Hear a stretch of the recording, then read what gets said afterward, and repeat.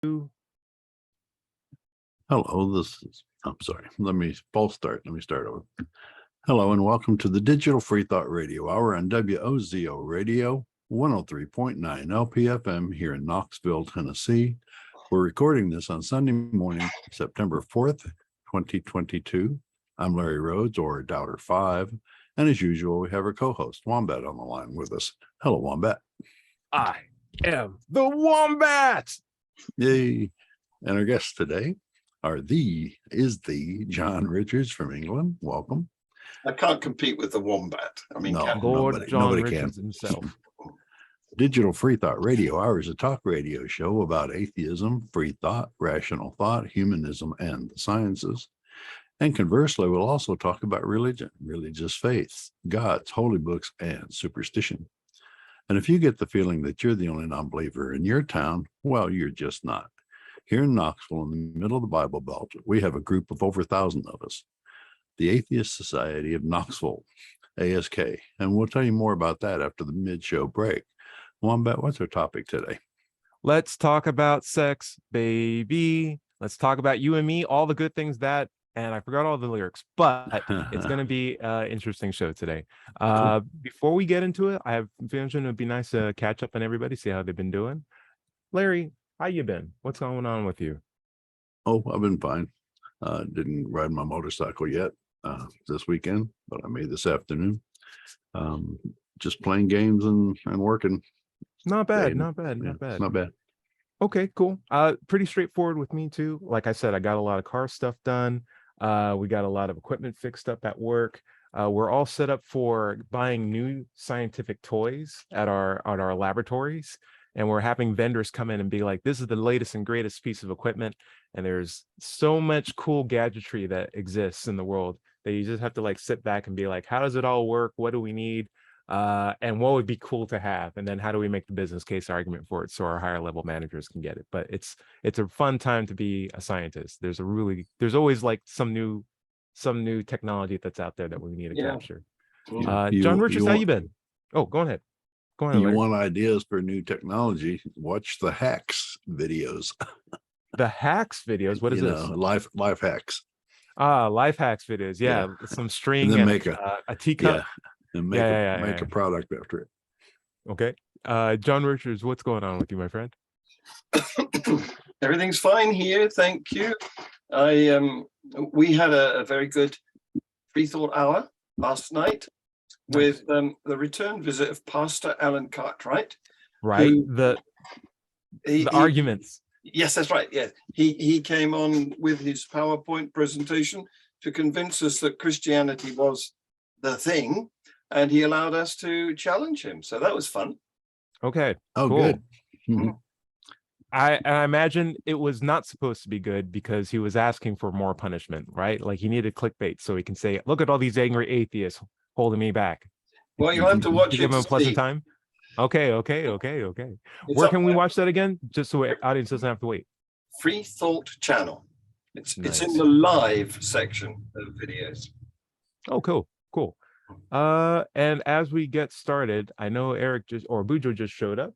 Boudreaux, it's always good to hear from you. As you get yourself set up, we'll get into intro for you. And let me stall 3 more seconds. Okay, he's here. Hey, Boudreaux, what's up? Going, guys. Cool. We're just starting up with how's everyone been doing? Might as well check in with you. How you been doing, my friend? Been okay. Just got done from Orange Theory at the gym, so I'm a little sweaty. So Orange Theory, your band, or Orange Theory, a gym now? What's going on here? It's a gym. Orange Whip was the band. Orange Theory. Orange Leaf is the ice cream. Orange Whip's the band. Orange Theory. Any of those could make you sweaty. Okay. Very, very cool.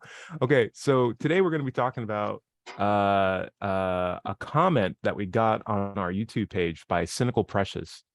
And it's a doozy of a comment, so I'm just going to go over it real quick in 3 phases. First phase, I follow a few Christian influencers purely out of curiosity. This person's also an atheist, who make YouTube comments about topics and answer questions from their viewers. And I've noticed probably 90% of the questions they asked are all about sex, masturbation, and lust. It's all sex, and some more sex. Some Christians like to call out sexual sins that others are committing while turning a blind eye to other sins that they commit on the daily. What's the obsession with knowing about other people's sex lives? And why are there so many Christians so invested in purity? And then I thought these were the last two sections that are really important for me.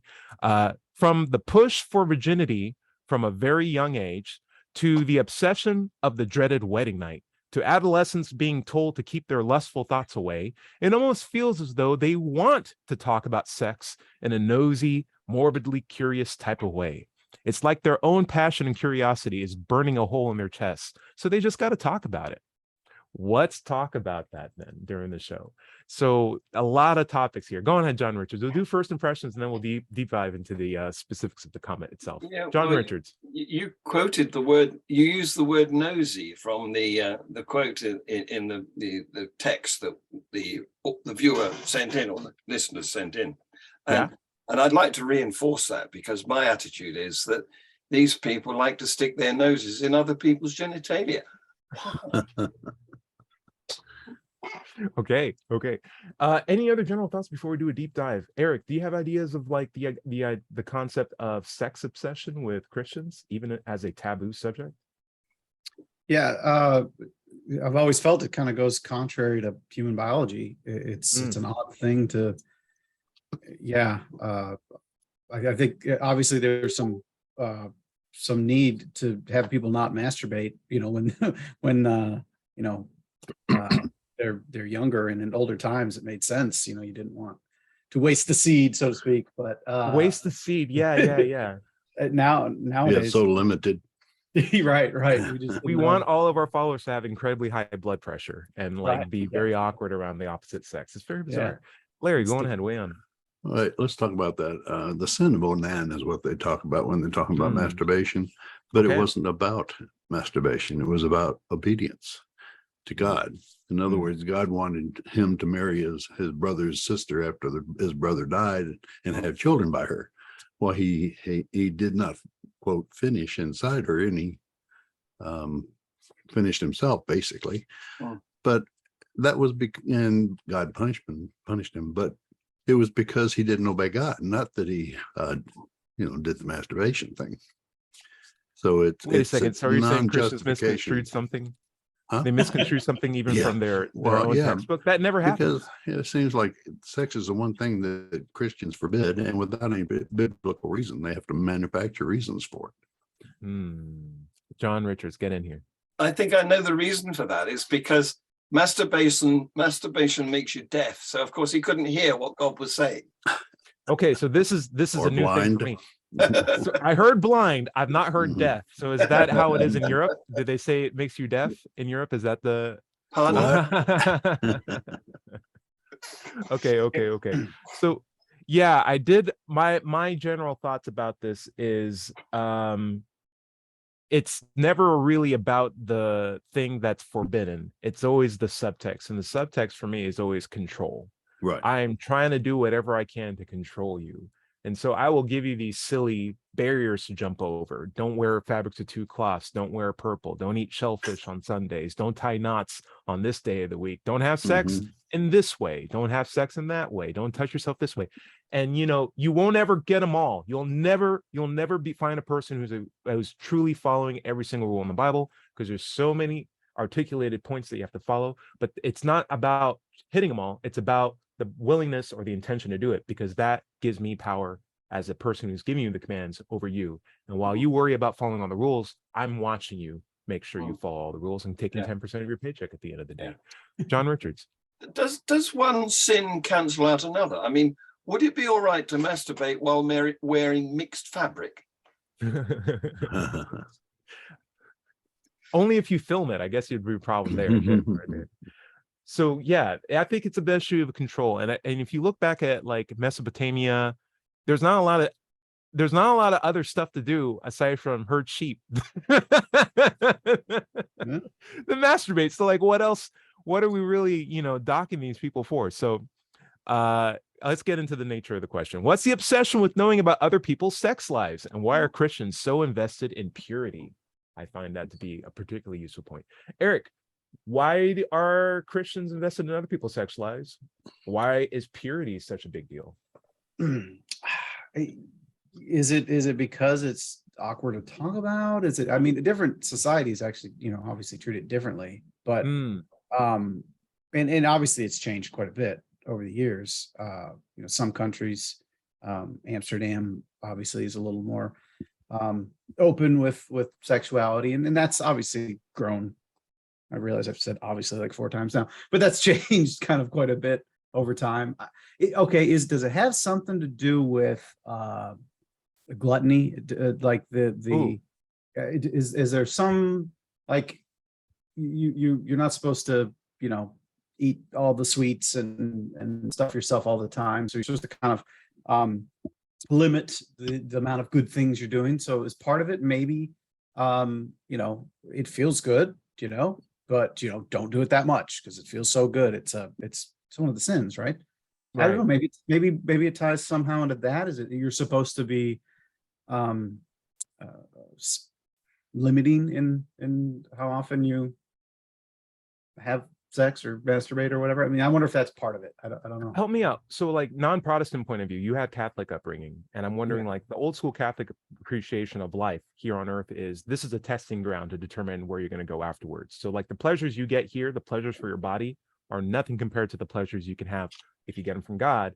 And therefore, any way you are feeling good or resolving any sort of pleasure for yourself bodily wise, that's so substandard and the root of the devil trying to pull you away from the true pleasure, which is being one with God's word and his teachings and stuff like that. Does that sound familiar, or am I close to a basis on that?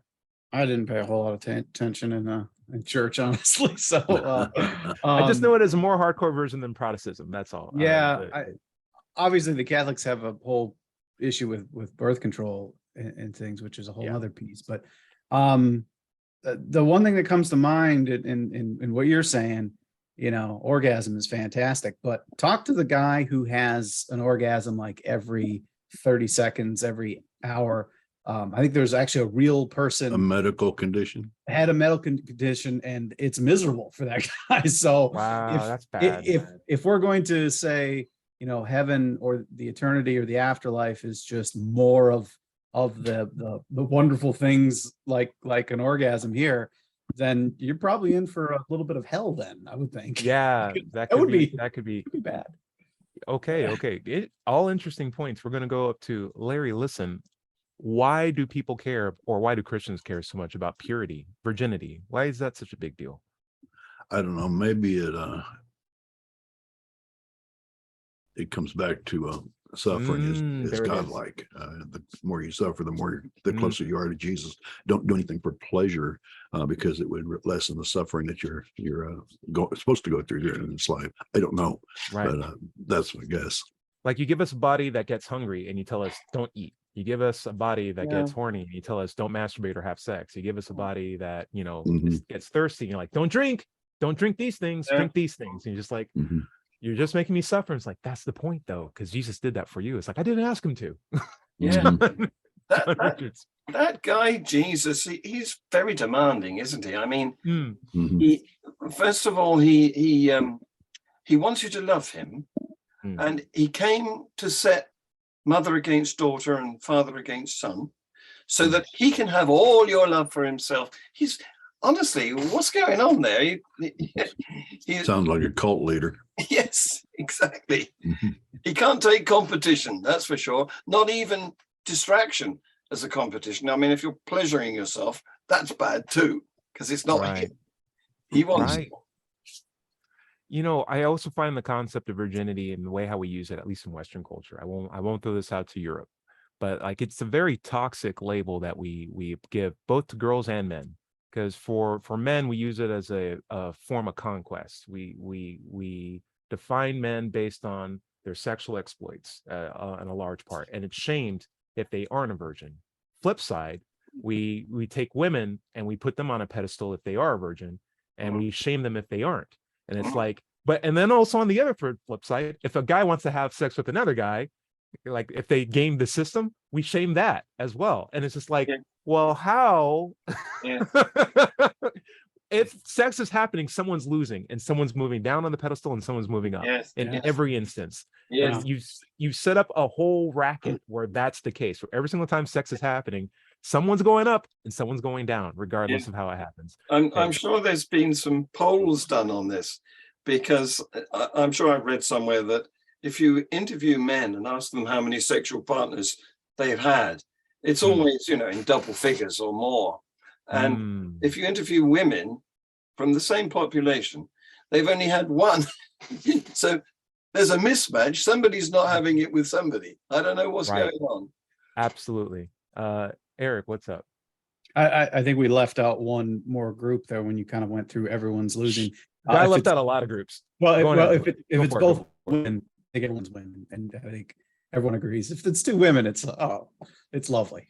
So elephant in the room, I got an asexuality flag here too. There's also another step where it's just like, hey, if you don't feel sexual attraction, people will look at that as if there's something wrong with you.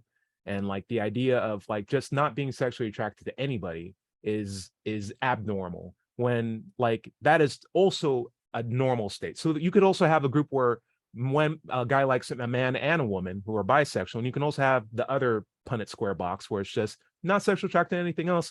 I certainly love food and disc golf. That's great too. And music and all that stuff. There's so much more cooler stuff than sex for me.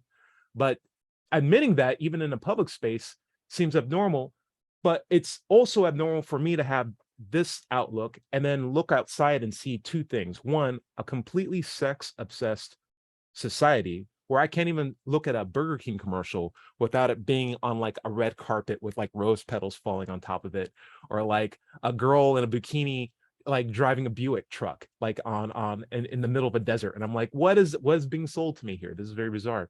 But also on the flip side, this very conservative stance on sex hosted by the most ubiquitous religious group that says sex is not something that you should use in a bad way or make a scene about. Yet it's sold to us every single time I'm looking at like a Jesus on a cross with like the cut 6-packs pics. Like he's got like abs, he's got long flowing hair, and he's got blood nowhere on his face, but like it's got to be like, it's got to look pretty. You can't make him look ugly. Come on, he's got to be cleanly shaved. I'm like, I'm not saying the message is consistent. I'm just saying like it could be if you just guys all got in a room and decided like sex is a good thing, we're going to use it, or sex is a bad thing, we're not going to use it. But don't use it and then also say it's bad at the same time too, because it just seems to make this very weird juxtaposition of ideals. I wonder if there's any marketing men who are also Christians, because it doesn't go together, does it? No, it doesn't. And like Mother Mary's like the big thing. What about her? Not the fact that she gave birth to an interdimensional, super high, powerful being, that created the universe. It's the fact that she's a virgin. That's the number one thing everyone says about Mary. It's like, that's a very bizarre thing. It's like, I gave birth to the creator. It's like, yeah, but you're also a virgin. That's what's important about you. I also feel like pushing for virginity at a really young age could lead to a lot of problems too, in the same capacity as not teaching people or not properly educating a person about evolution leads them to have a lot of problems with science down the road, since it's a pillar of biology. Not teaching them about sex or how to have it safely leads to the problem of like unplanned pregnancies, bad parents, children that don't understand or get along with their parents because they're not talking the same language. They don't express themselves in the same way. One's going through puberty, the other one's far past it, maybe going into differing levels of what's the right word for it? Non-sexual activity. So it's just like, get over it, it's fine. It's like, no, mom, this is literally the only thing I can think about. What do you guys think about the push for virginity at a really young age by Christians? John Richards, I'll throw it out to you first. Well, it's not just Christians, is it? I mean, we have some Muslims in our country now, and in many ways they're even more extreme, because when you get to be 8 as a girl, you have to wear your hijab, just the scarf, because they're fearful for some reason, weird reason, that the sight of female hair could drive men into a sexual frenzy. Right. I don't know what's going on in their minds, but and so they keep everybody apart from then on. But of course, so sex is a big taboo until you're married. And up until then, of course, you, as a woman in fundamentalist Islamic cultures, you have to go about in a tent with a man beside you, if you're allowed out at all. Yeah. And then once you are married, you're pretty much not allowed out anymore. Yeah. Yet, when you get to your afterlife, what happens? You get 42 virgins. Mm. Actually, I think it's raisins. I think it was a mistranslation. No, seriously, I think it was a mistranslation. Raisins. Yes, I've heard that too. Yes. It's only the boys who get 42 virgins, raisins. Anyway, it's not the girls. They don't Eric, get. push for virginity at a young age, or what are the thoughts you got? Yeah, so I think talking about Islam is probably a whole another piece we could get into, but sticking with kind of Western civilization, I think it's so clearly to me kind of a backfiring effect. It's at least certainly more recently. I mean, just think about Footloose when they were trying to ban dancing. You know, Right. it's you can't ban dancing. you Look at them all. can't- They're so great. I mean, you make this taboo. You make it something you can't talk about. Right. I mean, it enters into early pregnancies, sexually transmitted diseases, just an unhealthy relationship with sex because you're hiding it. You're Well, punishment is a form of control. I mean, if you're going along and you break some rule and you're supposed to be punished for it, then that gives more power to the person who's theoretically controlling the group. So the more rules you have to break, and the ones that oppose the most human desires and urges, the more likely that they will break the rules and punishment will ensue. I also find that it appeases the default, or what is this presupposed default. So if someone says, don't talk about atheism when you go outside, you're going to eventually assume that everyone's Christian just by the virtue of the fact that everyone's got God. And as that's so one-sided. Yep. They got Christian crosses they wear proudly. There's Christian radio stations. It's on some license tags on the framing. Like, it's everywhere. You can't go outside at least once, particularly where we live, Kentucky and Tennessee, without seeing Christian iconography or reminders that there are Christians around you everywhere, from Dollar General to On the White license House. plate.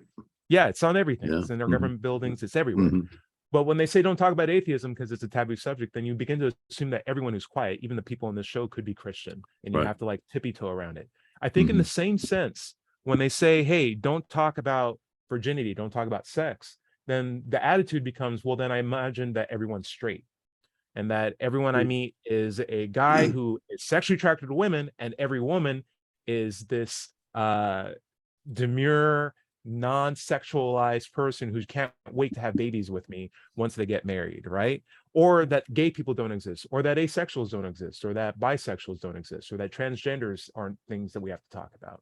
And like, all this benefits the default idea of what does it mean to be a man, and it's the Christian idea of what it means to be a man, and what does it mean to be a woman, and it's the Christian precept, because they can be so much more open about their expression when they tell everyone else not to express it. I feel like that's a discordance. What do you think, John Richards? Well, what you've just described is peculiarly American, because you said there's Christian radio stations, there's Christian TV stations.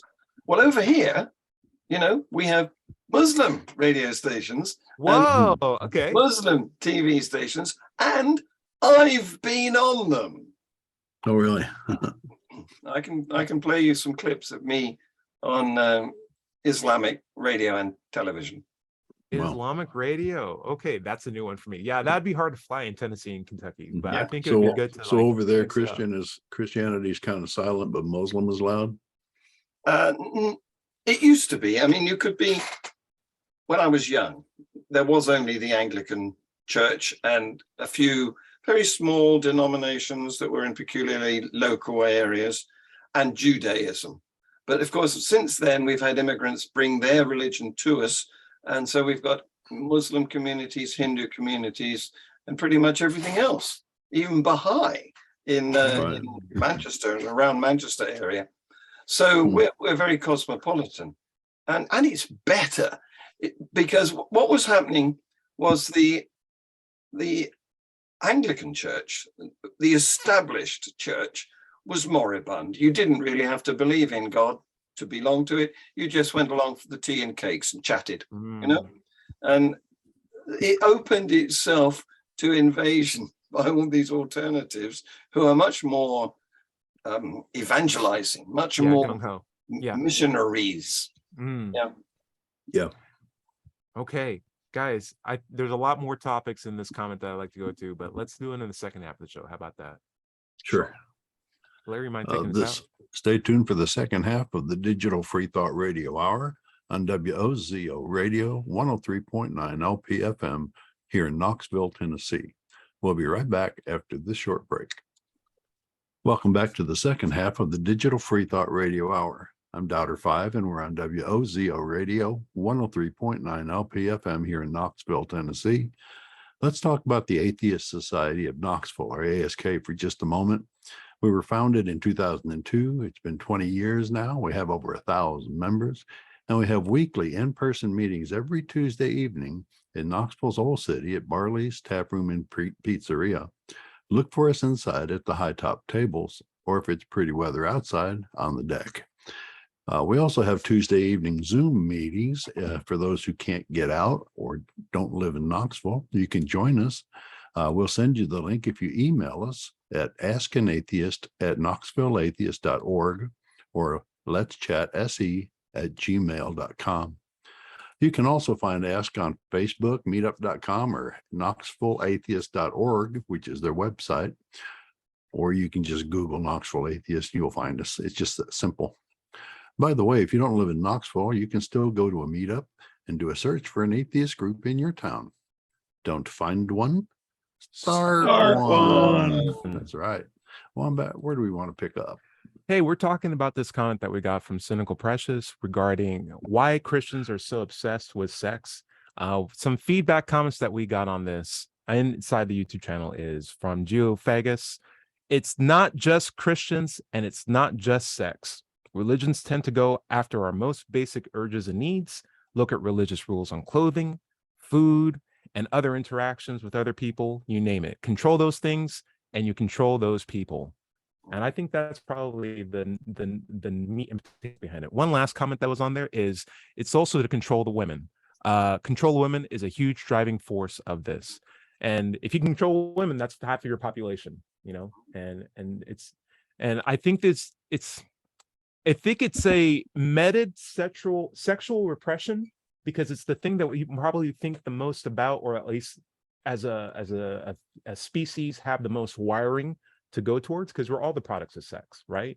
And so like it's going to be a part of our lives at some point, and then it's the question of like how are we going to interact with it when it does happen, right? And so if we are designed or trained ourselves to repress these thoughts, it only builds up more pressure when we can't just address it and recognize it for what it is and move on with our lives or take part in it. It becomes like this extra monkey on our shoulder that weighs us down and makes us more reverent, or at least acknowledgeable. Like, oh, if this weight on my shoulder isn't my sexual oppression, but in fact Satan, then Satan's real, because I feel this pressure all the time. And I feel like that's a really bad misconstruing of feelings to hijack, you know. It's an unfortunate thing. And I wish Christianity and other religions wouldn't take part in it. And when I heard about Islam, it also breaks my heart too. But I guess it's the same thing happens in even sex Buddhism, because you don't really see a lot of Buddhist females put on a pedestal, really, right? So like sex is a controversial tactic by a lot of religious groups. John Richards, you have thoughts on that? Yeah, well, if it wasn't a good thing, we wouldn't be here, as somebody said earlier, because obviously we are here as a result of reproduction. So it's necessary. Right. And if you look at it from an evolutionary point of view, in order to succeed, all animals that, you know, have sexes, but not those who are asexual, but all animals that have sexes have to reproduce. So denying it or making it a taboo is just ridiculous. And if you take some of our closest relatives, the bonobos, for example, you know, the smaller, the smaller chimpanzees, they use sex almost like a handshake. They meet each other and have a quick touch. And that's our closest primate relative. Yeah. Sounds Makes about right. sense. I'm going to throw this one out too. Eric, you are really big into design and engineering. And John Richards, you're also into biology. I'm a biochemist myself. I want to throw this out. Like, if God wanted us to only have sex in the way that he approved to have, we could have just simply licked our fingers and touched them at the tips and like transferred all of our genetic information, and that would have been it. But yet he made it where you could have 14 different positions that he doesn't approve of, maybe even way more than that. And it's like, I call this the missionary style for a reason. It's like, yeah, but there's way more other fun ways to do it. And he's like, the main taboo that he has is like gay sex, where it's like, or male gay sex, but it's like, you made a round peg in a round hole, right? Like, you could have like really fixed that. It's like, dang it, I did that thing where I made it. Oh, geez. Okay, well, still don't do it anyway. It's like, you could have fixed that. You could have been a giant knot at the end for Like he was all knowing and didn't know it. Right. But he's testing them. He's testing them, guys. But he doesn't know the results of the test. Yeah, exactly. Right. Exactly. It's like, you're gonna mix blue dye and red dye together and get angry when you get purple dye. Like, come on, dude. What are you doing? Eric, what do you think about the design aspect of that, or other thoughts? Yeah, well, first of all, as a civil engineer, I wouldn't have put the sanitation system right next to the pleasure system. I mean, that's just a dumb idea. I mean, The playground.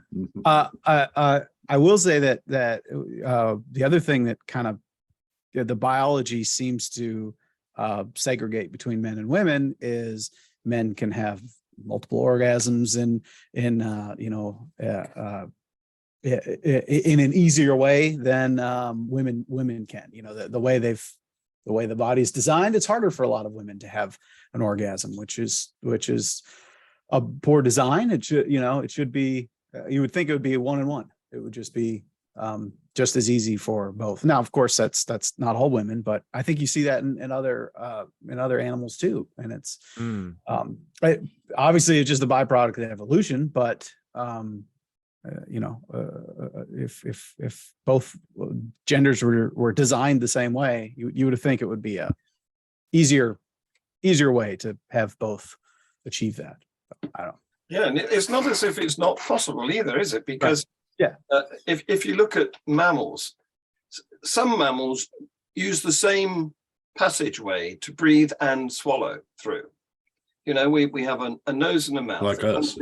Exactly. Comes together in a crossroad and goes into two pipes, and sometimes goes the wrong way and chokes, and that can lead to death. But it's not impossible to design it better. Look at the cetaceans. They have their breathing hole on the back of their neck, and their mouth only deals and porpoises and whales, that type of thing. Exactly. Yes. Right. Yeah. So you could say that putting the reproductive aperture next to the urinary and defecation apertures is unintelligent design. Right. Basically, there are ways you could have designed bodies if we were a product design at all.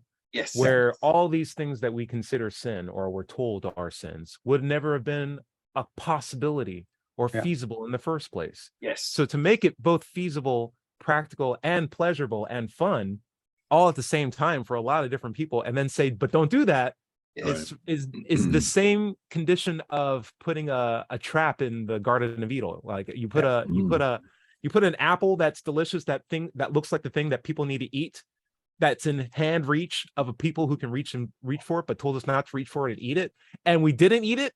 And you put an animal that can speak our language and told us, hey, you should eat that thing. We did it anyway because you purposely told us not to know what right and wrong is. So we listened to this animal. Like, that is by design, like the worst trap you could have ever possibly set up. And one of the most convoluted steps possible. I mean, talking animals, what's going on? Just put the piece of fruit in our mouths already. Yeah.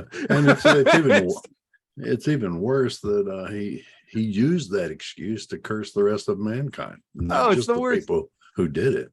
Yeah, it's like he set up a game of mousetrap. It's just like you're literally setting this up for failure. It's like, yeah, but that's the point. By the way, and again, he knew the outcome. He knew it was going to happen. Right. That made it a trap. But it's also frustrating when we talk with these Christians. I don't know if you brought this up with your Christian friend on Free Thought Hour, John, but like there are people who, despite knowing all these things, still ardently believe in the goodness of God, Yeah. in the design of God, in the Yeah. immaculate design of the universe by God. And Yeah. it's like, but on the face level, you look at all the basic things that are, if you take it absolutely 100% true, and you just look at what's there and just have a small degree of criticism to it, none of this holds together. Yeah. Mm. It's like a Nicolas Cage movie. Or Nolan North movie. It's like, I know I know there are a lot of explosions and it looks cool, and Batman did that voice, but none of this makes sense if you just look at Yeah, line yeah. for line. This makes no sense. Interestingly, in the chat Free Thought Hour that we had last night, Alan, the pastor, said he was brought up by his parents who were very religious, and they banned him from watching certain comedy shows on TV because they were a bit disrespectful of religion. But he claims that they brought him up to think critically.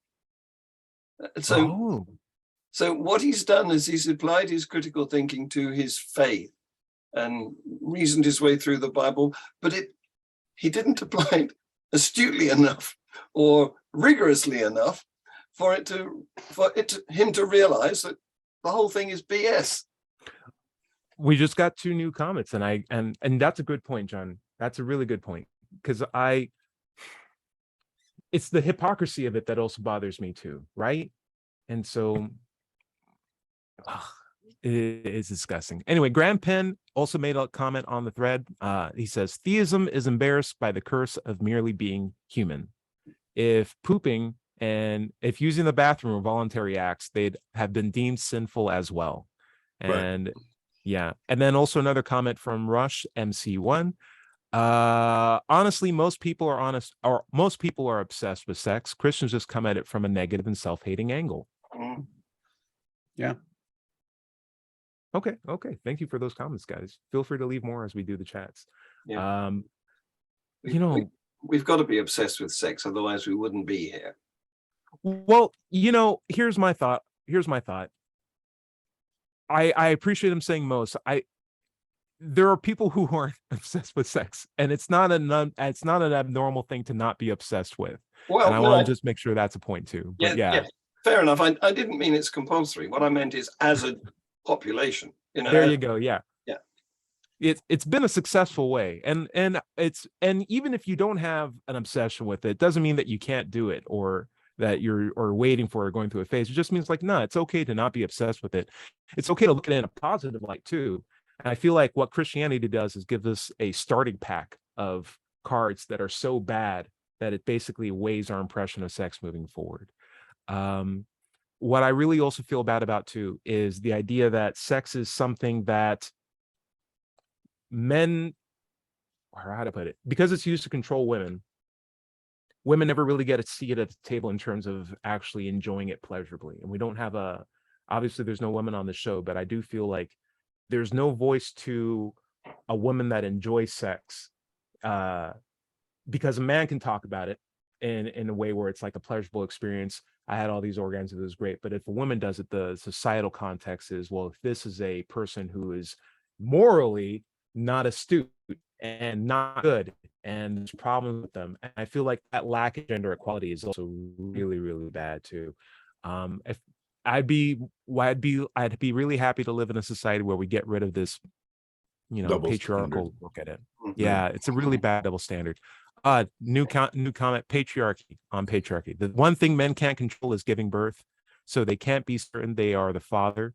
In the absence of paternity tests, shaming women into monogamy and abstinence before marriage is clearly the best solution. Yeah. That's the point. That's another point too. It's just like, hey, it's a good way to control women. If we can't have birth control pills, even though we have them now, the other thing we can do is shame them into monogamy and abstinence, which we know doesn't work very well either. So it's just a really bad setup. And that, what you've just outlined there is really all about property. Men want to know who their offsprings are, so that they can leave their property to them, and there will be no dispute because they can say, "You're my son, you get this." Okay. It's all about property. Before civilization, when we were hunter-gatherers, it really didn't matter because there was nothing to inherit. Very true. But then we had the chastity belt that Yes. helped. You can, Yeah. you can see some of those in castles and museums around here, and they Yeah. are horrific cast Massive. iron jobs or wrought iron jobs. Yeah. But you've made me, this conversation has reminded me of a video that I've seen from an African Christian, because in Africa it's a bit different. It's not sort of every sexual activity is taboo. It's specific ones. So you're allowed to do the, what's it called, the vicar's position, you know. Oh no, it's not called vicar, is it? What is it? It's a priest, the man on top. Sure, missionary. Missionary, thank you. Yeah, missionary position. That's okay in Africa. You can do man on top, but all the other positions are Right. not allowed. And it has to be man on top. Yes. Yeah.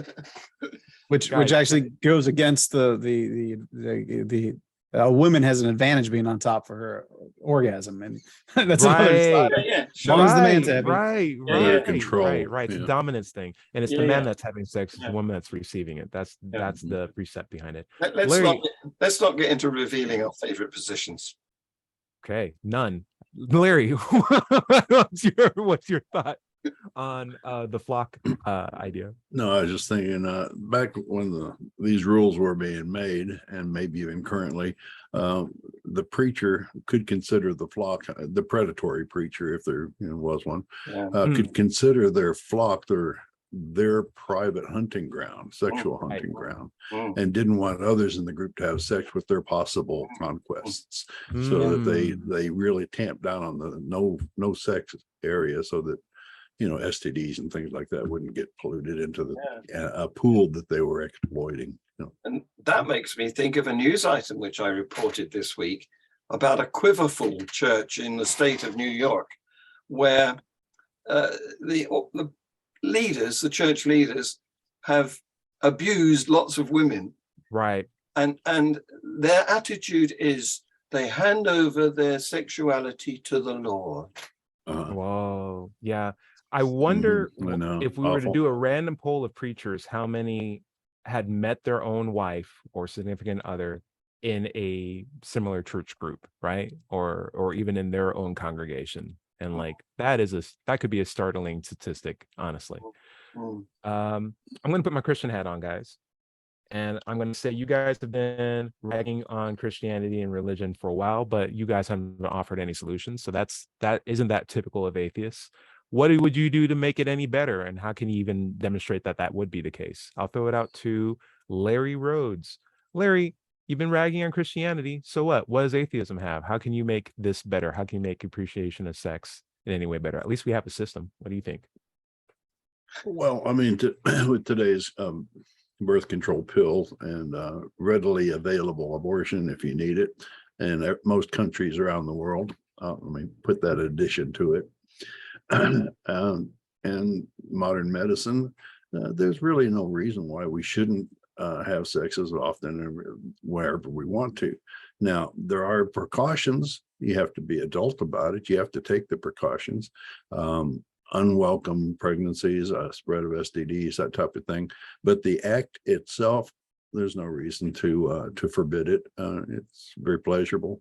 I may have this attitude because when I grew up, I was born in the 50s, when after penicillin was made and before AIDS hit, free sex was 67 type of thing, 60s and 70s type of thing. And that may be the attitude that I have, but I still think there's really no reason to tamp down on it, especially for supernatural reasons. It gives pleasure, it brings people closer, it feels good, whatever. Anyway, my thoughts. Okay. Eric, atheism has nothing on the board. Christianity at least has rules of law, society, multiple presidents, multiple world leaders. We're not on fire right now. We got a planet that's good. We got a lot of resources. That's Christianity's benefit. What has atheism brought to the table? And if you guys take away all these rules, the whole society falls apart. So why are you ragging on Christianity this whole time? And what do you have as an atheist for improving sexuality? Well, I think like we've said, a lot of the reasons to make sex taboo has been taken care of. You know, we have birth control, better understanding of how diseases and spread and all of that. So we don't really need the taboo, and we don't really need the the big guy's watching you. Don't don't put your hand in your pants. So we say this: sex education, in schools. Kids are going to figure it. The internet is there. Kids are going to figure it out. They know how to use the computer better than you do. They're going to find out everything they need to know. So give them good education in schools. Don't make it icky. Make it just very, very open. Be like Netherlands. And then, mandatory vasectomies for every boy. There you go. Because it's reversible. It's reversible. John Richards, how are Yeah. you going to control the women? See, you see what Christianity says? We've had this come on. tight grip control on women. Who can You're just going to give that up? Who can control women? I mean, give me a break. We can pretend. Christians are to, doing I a guess. pretty effective job on it. I wouldn't even say it's a good job, but I say it's a pretty effective. Go ahead, Larry. What do you go in?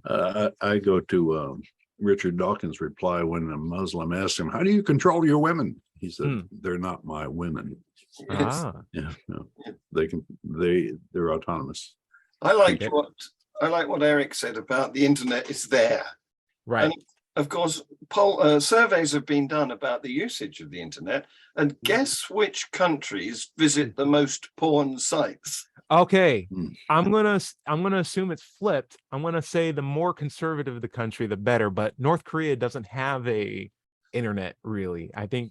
But man, this is gonna be rough. I'm gonna draw out America just because it seems like we got the most people. It's not America. Who is it? Who is it? Tell us. Middle East. Middle East? It's particularly the Islamic countries. Wow. Yeah, because Wow. they don't get to see it in the walking Yeah. around the streets. Yeah, they're the Right. most well, they could be potentially the most repressed. Larry, what do you think? Exactly. They're deprived. Well, Press. yeah, I just wanted to respond to your, what does atheism bring? Yeah. What does it offer? Well, it brings an existence without it. I have a meme here that I created and sent out. An existence without a celestial dictator reading your mind 24/7 looking for sin. No Sure. more preachers running your life. No worries about an eternity in hell. You get to sleep in on Sundays. Ah, And you get a 10% pay raise too, if you're Ooh. tithing. nice. I can tell Yeah. you for me, so I grew up with just the general impression of like there's only gay people and straight people, and there's nothing really else in between. And when I Oh. was before puberty, I was waiting for sexual awakening to kick on me. And when it didn't, like when I was 14, I was like, maybe I'm just a late bloomer. It's not a problem. And like by the time I was 20, it was still like I'm not feeling any like very strong like sexual emotions either way. All my stuff works, and pleasuring feels good, but like there's no other person attraction. I'm wondering like what's going on. Do I just hate women? Like, is this a thing that I got to think about? Because I know I'm not gay either. Like, what are the opportunities here? And so I got myself in this weird internet tunnel where it's like, are there any other people that are like me? And I found some people who are like pickup artists who are like, yeah, I don't like women either. I just like dating them. And I'm like, oh, I guess closer to what I'm at then, because like I can definitely date women. And so I started on almost like this weird track where I was like dating almost all the people in our science building once. Like I could look at almost every girl and be like, I've been on a date with her. Nothing yet. Let me try another person. And I felt bad about it. And I was just like, what in the world's going on? And so finally, like after a long search, I found out like, is it okay to just not feel any sexual attraction? And it's like, yeah, of course, that's a whole thing. I'm like, why didn't I find that? And this is like in my 30s. Like, why didn't I find that when I was in my teens? Why didn't someone educate me or let me know that? Because at that point, Because I you only can't knew talk about that stuff. exactly. I only knew Yeah. straight, gay, or bi. And I thought, well, you either like men, you like women, or you like both men and women. But I'm like, what if you don't like any of those? Is that an option? Is there a fourth box in this? None of the where above. it's like, yeah, you can be none. I was like, that's the group. And not only is that a group, but like it's a full thing. It's like a full, it's not just a community, but it's just like its own standardized thing. No one explained it to me. And I felt like, as Eric was saying, if we just had this taught in schools where it's just like, kids, you can be any of these things, and it's a whole spectrum, and it's okay, and you don't have to worry about the repression or anything. It would have saved me a lot of headache, would have saved me a lot of guilt, a lot of repression, and just give me a better understanding, or at least a good starter pack to figure out what my identity is just moving forward. Well, I'm And I glad was you just found like, out. You know? thanks. And I just Yeah. appreciate having that without the religion. And I feel like if the religion got out of the way, it would help a lot of other kids too. We have a world where there's gay kids who commit suicide, transgenders who do the same thing as too. That in fact, they're most at risk. And I feel like if religion were to, or this dogma, or the pressure we put on sexual identification or freedom is just taken away, we could really reduce, you know, unwanted teen pregnancy, because we can find safe ways to do it. We can improve birth control access for both men and women, other than mandatory vasectomy. Sorry, Boudreaux. There might be a pill out there that for men that can just stop sperm from flying around. We could have had that research like 20 years ago. And just like the idea of like, here's what your identities are, a tolerance for it, acceptance of it, kids coming out to their parents and not being a big deal. All of this stuff could have been so much better. But we had to be in this reality. And so Yeah. we are left here to clean up the mess that religion had wrought. And we need to start. John Richards. One of the things that religion likes to do is keep people as ignorant as possible so that they can control their thoughts even. And I Keep them in a remember, bubble. yeah, that's right. I remember that I bumped into a woman, I think it was on Twitter, who said that one of her male workmates had actually asked her how she urinates when she's got a tampon in. I mean, that's just an indictment of the failure of The education of how reproduction systems work. Right. I never thought I'd ever tell this story out loud, but there was once a girl in my high school who was so angry at another guy that she drew him naked and like in this terrible tortured position, but everyone made fun of it because she put the balls on the top instead of below. We were just like, oh my gosh, that's so sweet. Anyway. That's so funny. Anyway. All right. It's sad too. It's I blame the teachers. Right. Well, We need I education blame, on it. you know, the edict against talking about sex. I mean, if it weren't for that edict, we'd have sex education. It'd be normal. Right. Yeah, exactly. Uh, I was a teacher, so I can blame teachers. I'm allowed to. So we'll do roundtable shout outs. Boudreaux, thanks so much for joining the show. Always a pleasure. John Richards, always good to have you. Larry, can't do the show without you, my friend. My shout out for the show is a movie called Ready Player One. It is a terrible movie. It is also a terrible book, but the first couple of chapters just straight up are very straight up like, listen, I'm aware that I've been lied to my entire life. This is actually how the universe was created. It was an evolutionary process. And then millions of years later, like it's just a very flat, secular telling of how the world came to be up to the point where the VR happens, literally from like the Big Bang all the way to VR. And I'm like, every kid who watches this movie might pick up the book, and if they pick up the book, they're at least going to be injected with that telling and then read the rest of the story afterwards. And I found that to be a really good way to, while it shouldn't be the responsibility of pulp culture to do that, but it's a good way to introduce kids in that mindset before religion has all the chains on them and pulls them into a completely different direction. It's good just to have like the very dry, closes the door on the information flow. Exactly. Like, here's another idea. It's a pebble in your shoe, and people are going to lie to you and tell you otherwise. But this is the most scientific way of it. And then it led to VR. And now we have these Easter egg hunts that we're finding. It's like, okay, good. John Richards, what do you think? Or what would you like to plug? I'd like to plug Free Thought Channel, easily found on YouTube. And recently I've taken great delight in debunking Frank Turek. So you can see some of my attempts at that. They're very short on Free Thought Channel. And of course, later today, we will have Global Atheist News Review, including Ty. And I've just had a message. Dread thinks he can make it today too. This is great. Nice. Yeah. See you later. Boudreaux, you also might like that show too. If you see the link, you're more than welcome to ever come back in. But it's Yeah. not a bad group of guys. I think I joined you one time, John. It was fun. Yeah, you maybe did. It's all a blur to me now. Boudreaux, what degree of orange should we check out next week? Yeah, get you some do a workout at Orange Theory, and then get you Right. some orange leaf ice cream while listening to some Orange Whip. Orange Whip, nice. Yeah. I'll do all 3 tandems at once. There you go. I did get a message from one of our former members. I won't say who, but it was interesting. Someone who used to be an atheist is now seeing the light of God, I guess, and was Good for them. Yeah, I mean, and I had a nice exchange with them, and they gave me a question to ponder, and I shot back with another question, and we kept it civil. And it was cool. Nice. Larry Rhodes, anything that you'd recommend we check out? Because Well, you I'm could check looking out- for books about No. atheism and what they're all about. But anyway, go ahead. Well, I Do the happen to action. do have a book on atheism. You don't have to go called- straight into that. Sound like you're going to talk It's about something else. Go ahead. called What's It All About? Anyway, my content can be found at digitalfreethought.com. Be sure to click on the blog button for our radio show archives, atheist songs, and articles on the subject. You can find me on YouTube by searching for Doubter 5.